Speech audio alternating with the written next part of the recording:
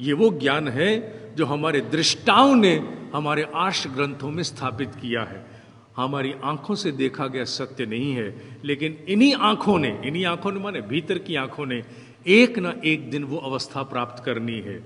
इस पूरी सृष्टि में कुत्ता, बिल्ली, चूहा, मकौड़ा या मनुष्य, आप और मैं, हम सबको इस स्तर को प्राप्त करना है। एवरीबडी, यहां तक ही नहीं, उस स्तर को भी प्राप्त करना है जिसे मेहर बाबा नाम के महायोगी ने कहा था, एक समय पर इस पृथ्वी को 55 ऋषि संचालित करते हैं, जिसमें से 5 सक्रिय होते हैं, बाकी 50 तप में लीन रहते हैं, ऊर्जा का संपादन करते हैं। अर्थात हमारा सौर मंडल 55 उन्नति प्राप्त जीवात्माओं के हवाले है, पूरा सौर मंडल।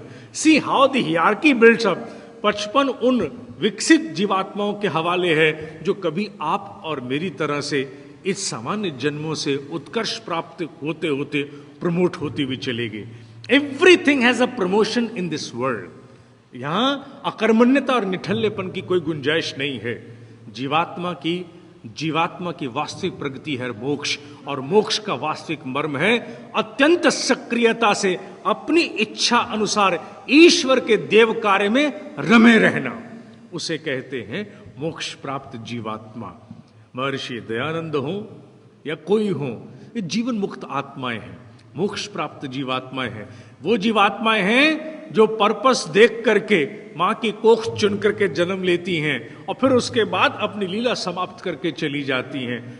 And still they carry and enjoy the prerogative कि क्या करना है क्या नहीं करना। 1 पॉइंट एजेंडा, उनका 1 पॉइंट एजेंडा है, ईश्वर के महाकार्य में, देव कार्य में सहयोग करते रहो, दिखो ना दिखो। ठीक उसी प्रकार से जैसे नमी दिखती नहीं है, बिस्कुट का पैकेट खोलने के 1 घंटे के बाद बिस्कुट आज लचलचा जाता है, उसको काटने की कोशिश करो तो वो जो कुरकुरापन, क्रिस्पीनेस है वो समाप्त होती है। क्यों? क्योंकि वातावरण में अदृश्य नमी ने उसको पूरी तरह प्रभावित कर दिया। यही कार्य मोक्ष प्राप्त जीवात्मा का होता है।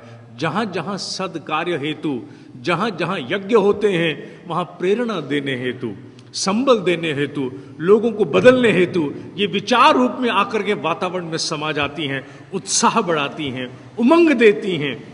ऐसे तत्व सामान्यतः कहीं प्राप्त नहीं होते। जीवात्मा की प्रगति के लिए प्रिस्क्रिप्शन क्या है? इतनी बात तो मोटी मोटी समझ में आ गई, चलो जीवात्मा क्या है क्या नहीं इतना समझ में नहीं आया हमारे, जरूरी भी नहीं है, छोड़ो।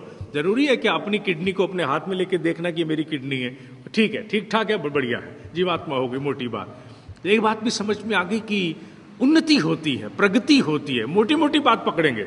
क्यों? क्योंकि सामान्य लोगों को सबसे बड़ा काम यही करना चाहिए। मैं अक्सर यही करता हूं, सामान्य लोगों को सबसे बड़ा काम यह करना चाहिए, मोटा मोटा सूत्र पकड़ लेना चाहिए। और मोटा सूत्र यह निकलता है कि जीवात्मा की प्रगति होती है। जितनी प्रमोशन इस जन्म में हुई है, इससे ज्यादा प्रमोशन मेरी अगले जन्म में होनी है, जिसका प्रयास मुझे अभी करना है। प्रमोशन होनी है। प्रमोशन में आपने ऋषियों वाली बात बता दी, इससे कम में भी कुछ है, बिल्कुल है, क्यों नहीं है। मैं एक छोटा सा उदाहरण अक्सर देता हूं। आज से 10 साल पहले अमेरिका में पर्सनैलिटी डेवलपमेंट की कोई वर्कशॉप चल रही थी। उस वर्कशॉप की मैंने एक वीडियो रिकॉर्डिंग देखी है। जो व्यक्ति उसमें वर्कशॉप कंडक्ट कर रहा था, उसने कहा कि आज से इतने साल पहले मैं लोगों को सिखा रहा था कि अपने जीवन का लाइफ मैप कैसे बनाना चाहिए, अर्थात जीवन का नक्शा कैसे बनाओ। जीवन के लिए आज मैं यहां हूं, 2 साल बाद यहां, 5 साल बाद वहां, 10 साल बाद वहां, आदि आदि लाइफ मैप बनाने का मैं प्रशिक्षण दे रहा था। और जब कार्यशाला समाप्त हुई तो मैंने सबसे कहा, भाई आप सबने इस कार्यशाला में अपना अपना लाइफ मैप बनाया है? तो सब बड़े बड़े थे, सबने मुंडी हिलाई। पीछे से एक बच्चे ने हाथ खड़ा किया, 14 साल का बच्चा। जैसे उसने हाथ खड़ा किया तो मैंने आश्चर्य में कहा, इतने छोटे बच्चे तो कार्यशाला में अलाउड नहीं थे, तुम कैसे आए? उसने कहा पापा के साथ। अच्छा चलो आ गए।